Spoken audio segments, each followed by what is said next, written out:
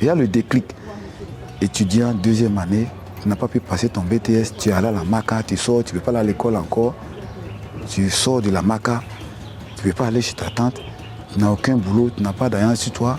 Bintou sort après combien d'années et elle m'expose son cas en me demandant où je vais, qu'est-ce que je fais après tant d'années passées en prison. La prison ne l'a pas préparée à sa sortie. Tout comme Yves Kouadio et Bintou, ils sont plusieurs qui sortent régulièrement de la maison d'arrêt et de correction d'Abidjan.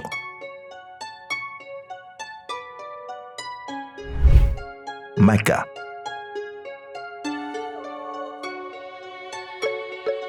Après avoir pour la plupart purgé leur peine, sans toutefois réussir à s'épanouir dans la vie active. Quel est le dispositif de réinsertion socio-professionnelle des anciens détenus du système carcéral ivoirien?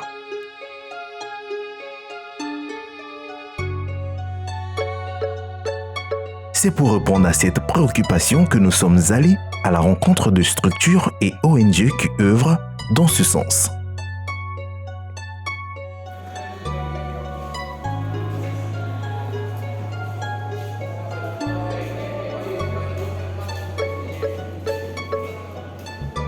L'ONG Ngwado a pour objet de promouvoir l'intérêt collectif par la promotion des valeurs humaines, la défense et la promotion des droits humains et en faisant la promotion du développement durable. Nous travaillons sur 3 axes.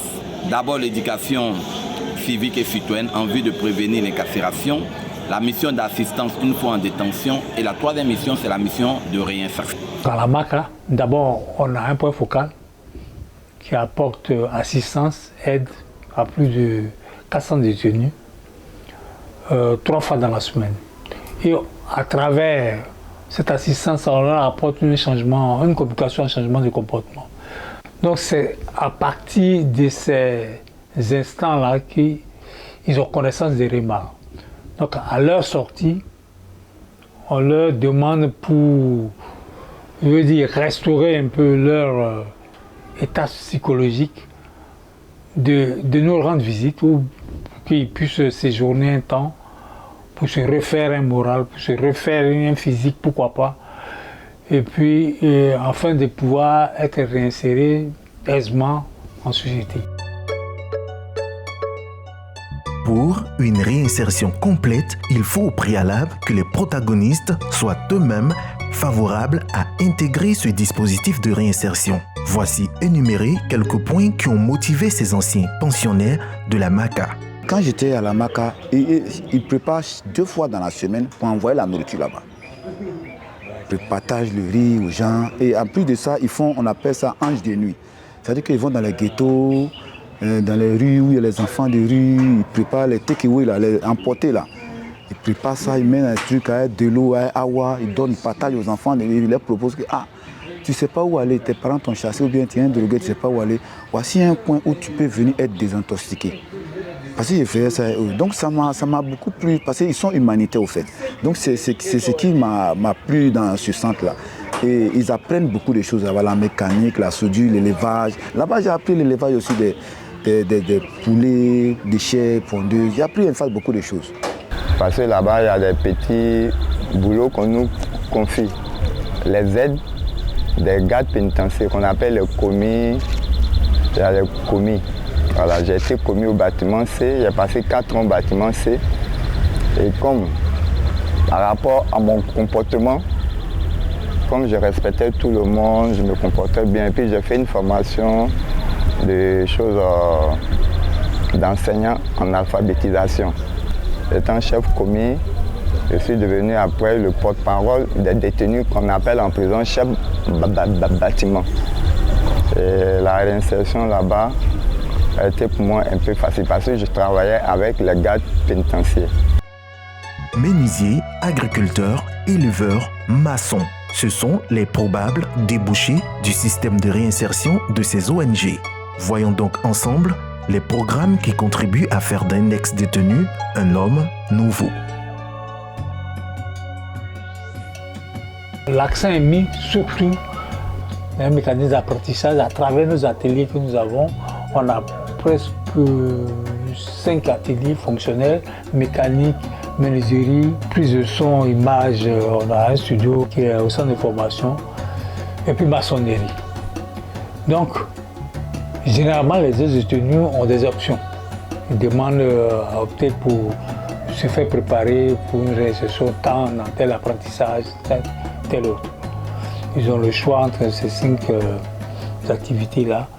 Et puis, c'est ma foi l'essentiel que nous apportons, surtout aux aides de tenue, parce que nous constatons que c'est la grande oisivité généralement qui les amène à certains vices qui les conduisent dans les maisons d'arrêt et de correction.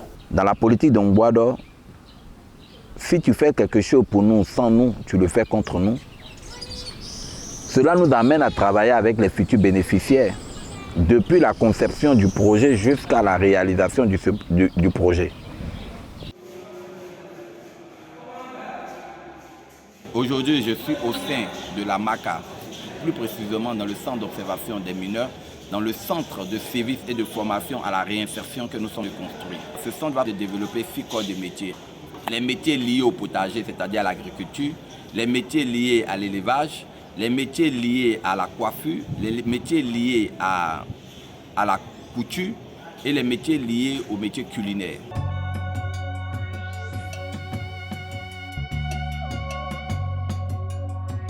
Les anciens détenus, au sortir de ce système de formation, arrivent à gagner leurs propres revenus, réduisant ainsi le fardeau financier sur le système d'assistance sociale. Ils deviennent des membres actifs de la société, apportant des contributions positives à leur communauté par le biais de diverses initiatives. Ça, côté famille, là, je n'ai pas de problème. Même tout de suite, là, il dit, s'il y a un problème à la maison, si on ne m'a pas appelé, on ne peut pas résoudre les problèmes. Voilà. S'il y a quelque chose, il doit m'appeler, d'abord demander mon avis d'abord, avant de faire quelque chose. Sinon, maintenant, c'est bon, pas de problème. Des détenus qui sont passés par REMA et qui ont été récupérés dans la société, qui ont même des postes, ils sont légion. Je vous cite comme ça le directeur de REMA Ghana, qui a fait environ 10 ans de prison, qui est un Ivoirien, qui aujourd'hui, actuellement, à l'heure où je vous parle, qui est directeur de REMA Ghana. On a un autre qui travaille à MTN. Donc c'est pour vous dire qu'on a pu réinsérer. Bon, je n'ai pas perdu en tant que tel. Actuellement, je parle bien l'anglais. Parce que j'ai voyagé un peu avec cette histoire-là. Imagine un peu les étapes d'étudiant de la prison. J'ai sorti Ghana, Togo, Bénin, Nigeria et tu reviens en Côte d'Ivoire. Mais j'ai appris au moins l'anglais. Ce que je pourrais vous dire, je voulais nous interpeller sur l'intérêt collectif, l'intérêt commun. Nous devons voir la réinsertion faisant partie de l'intérêt commun. Si nous voulons protéger notre intérêt personnel, nous devons d'abord adhérer et s'inscrire dans l'intérêt collectif. Et notre intérêt collectif, c'est d'humaniser nos prisons. En humanisant nos prisons, nous allons mettre un accent particulier sur la réinsertion. Et ces derniers, en sortant dans la société qui rentre dans l'intérêt collectif, nous puissions protéger notre intérêt personnel. C'est ainsi qu'un taux de réintégration de 75% a été observé parmi les anciens détenus qui ont suivi des programmes de réinsertion socio-professionnels. Tous ces résultats ne se sont pas obtenus sans difficulté, notamment celle des détenus. Cela s'est fait grâce à leur dévotion, mais également aux efforts conjoints du système d'assistance sociale existant, dont fait partie l'ONG Ngwadon et l'ONG REMA. Mon premier jour à la MACA, je n'étais pas prisonnier, c'est-à-dire pour des visites. J'ai vu sur le mur de la MACA, nous sommes tous des prisonniers en sursis.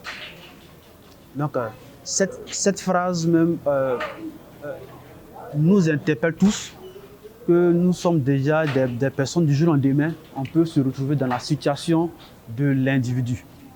Donc en tant que psychologue, il faut c'est la représentation que les gens ont de la prison qui fait que les gens ont peur des ex-détenus.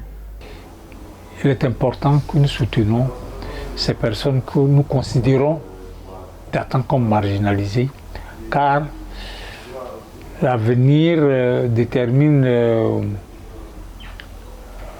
vraiment leurs actions qui vont mener à travers une quelconque prise en charge qu'on va leur apporter dans l'ordre de leur resocialisation, de leur réhabilitation et de leur réinsertion. Ça sera encore bénéfique pour l'État, pour le pays, dans l'ordre de développement global. Donc, je crois que c'est louable de soutenir ces ex-détenus-là, pour qu'ils se sentent aussi considérés par la société. Nous, les ex-détenus, nous sommes des humains, mais c'est des situations qui ont fait que nous sommes arrivés là-bas. Je suis arrivé là, je n'ai pas vu mouton là, ou bien chien là-bas. C'est les hommes qui sont à Abidjan ici, c'est les mêmes hommes qui sont là-bas. Donc quand tu sors de là-bas, tu es toujours un humain, mais avec d'autres idées. Donc ceux qui sont restés dehors, quand on était là-bas, vraiment, ils peuvent nous aider. Mais comment? En nous assistant, y compris financièrement, moralement, dans tous les domaines. Nos enfants arrivent, nos petits frères sont derrière. Quel exemple allons-nous leur donner? Parce qu'eux aussi peuvent aller en prison. La prison, je ne suis pas né pour aller en prison.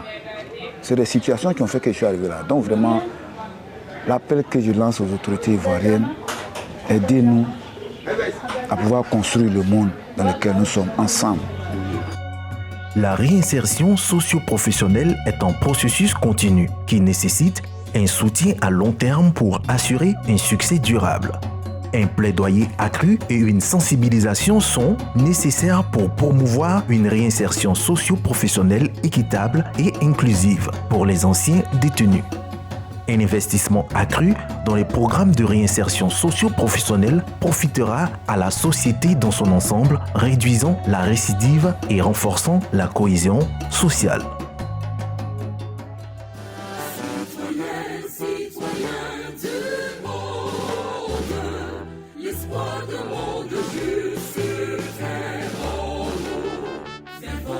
Artisans du droit.